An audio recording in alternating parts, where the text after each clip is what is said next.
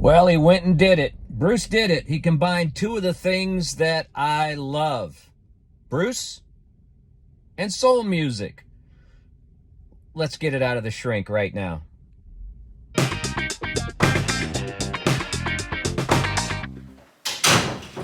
All right, it's here. I've got it in hand. The new Springsteen album, Only the Strong Survive, Volume 1, which brings up the first question: is there going to be a Volume 2, a Volume 3? One of the many questions we're going to get to today here in the media room. Welcome, I'm Bob. You are in the media room, and we have Only the Strong Survive, fresh from the record store. I'm going to take the shrink wrap. I have not seen the entire package yet. I opted for the limited edition Sundance Orange vinyl. It's an indie store exclusive, and we'll get to that as well. Let me fill you in a little bit on my Springsteen journey. I've been a fan of Springsteen since the mid-'70s, and I've had opportunities to stand toe-to-toe with the man, getting autographs, when I was younger, outside of arenas and music venues, in the parking lot after the shows. You have to wait an hour or two for him to come out, and he would sign autographs. It was pretty cool time to be into Springsteen. I also got a chance to have a picture snapped with him during one of his book events at a local bookstore. So that was super cool and a great experience, albeit surreal. So, among my circle of friends, I am considered some kind of weird Springsteen fanatic. Among Springsteen fanatics, I would probably be classified as a lightweight. On any given tour, I'm only going to see maybe 2 or 3 shows. Not 10 shows or 20 shows or 40 shows, because I have a day job and a life and a wife and kids, and I don't know how springheads and deadheads get to see so many shows. I don't know if they're, hey, no offense, maybe you're a trust fund baby or something, you get to travel around and just go to shows all the time. I don't.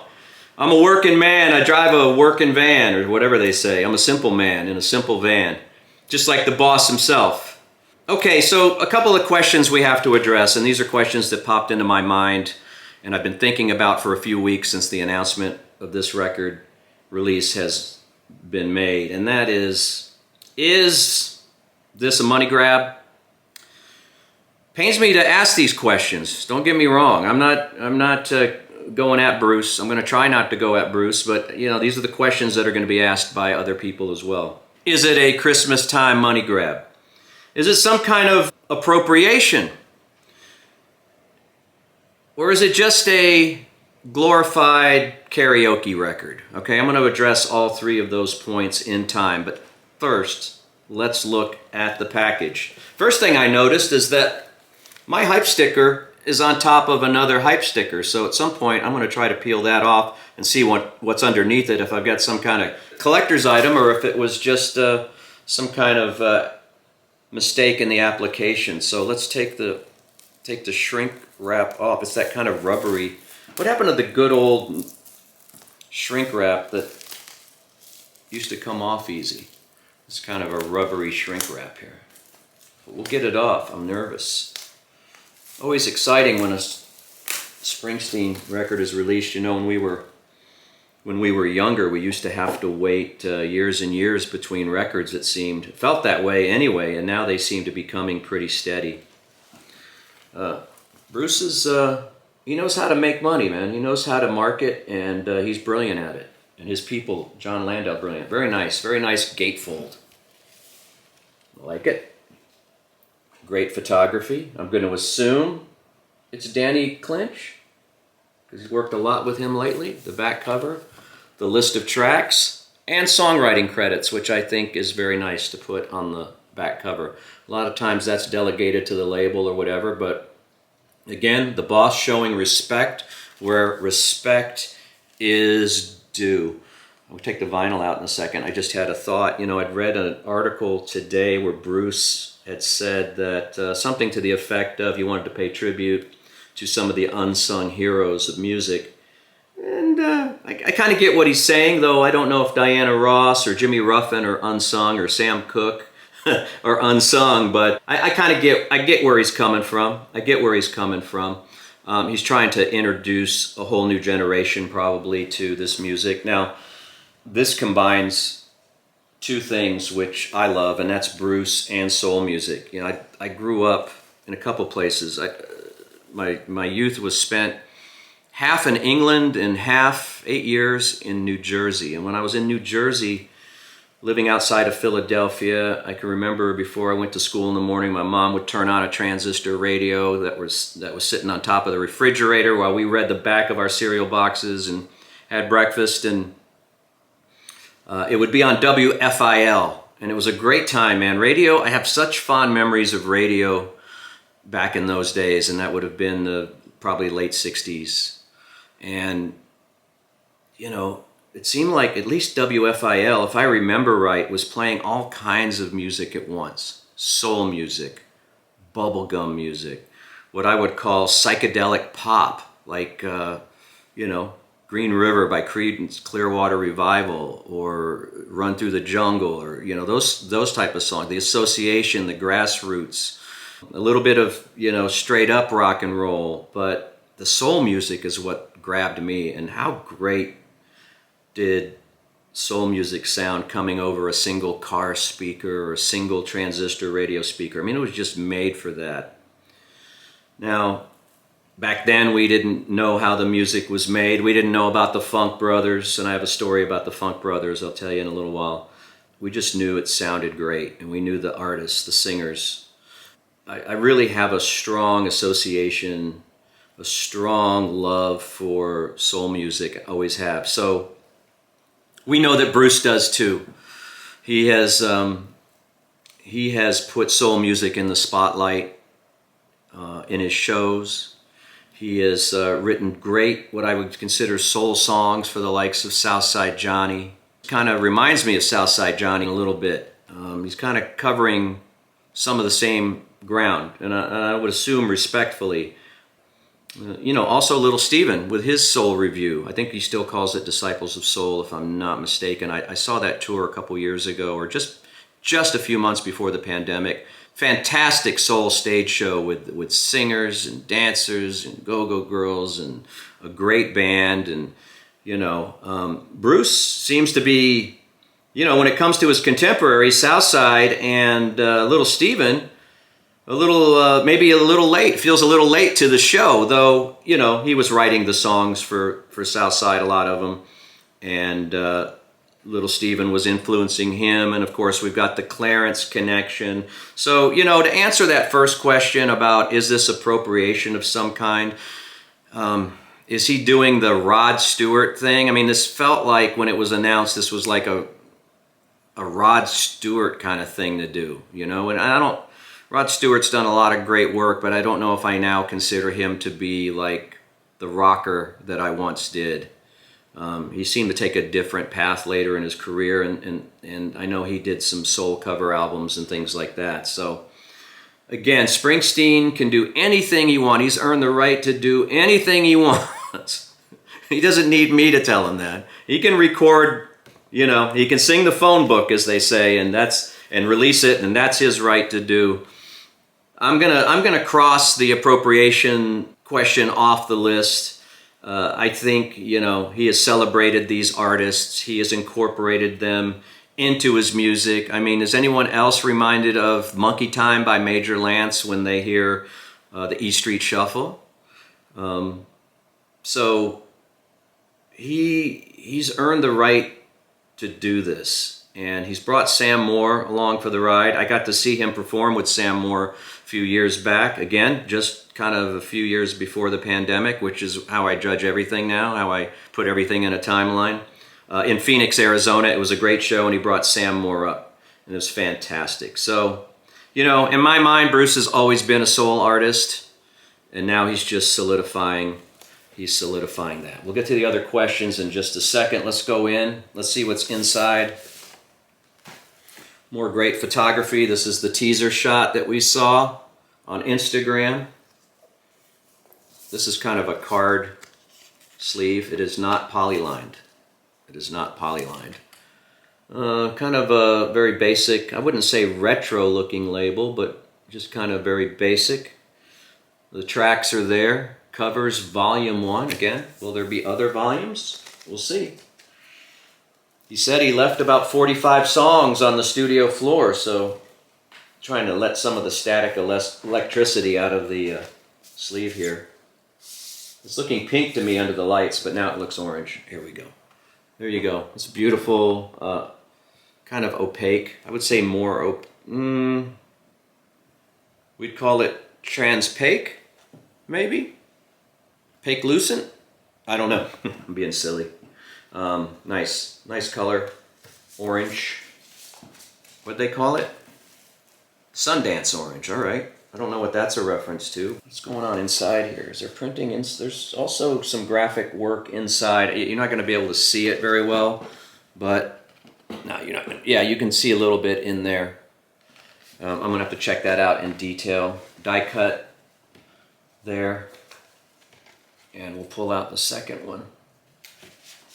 Oh, we get a little booklet here. Only the strong survive. Only the strong survive. It says strong. There you go. And more information, which I haven't delved into, but I will. I will deeply. This kind of brings up the second question I had about, was it the third question? The third question is it a karaoke album? In a way. Now, most of the instrumentation was done by Ron. I know he's a very good musician, probably a genius in his own right, and a great producer. There are the E Street horns on here. I'm kind of curious if they're going to be on tour. I'm assuming they're going to be on tour next year. There's a string section. But a lot of the instrumentation was done by Ron, from what I read, which is kind of cool. He certainly has more talent than I have to do that.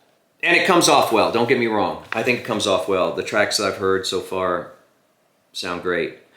I just got a little reminiscent thinking about an interview I did with the Funk Brothers several years ago. I got the chance on the radio to interview 5 or 6 original members of the Funk Brothers.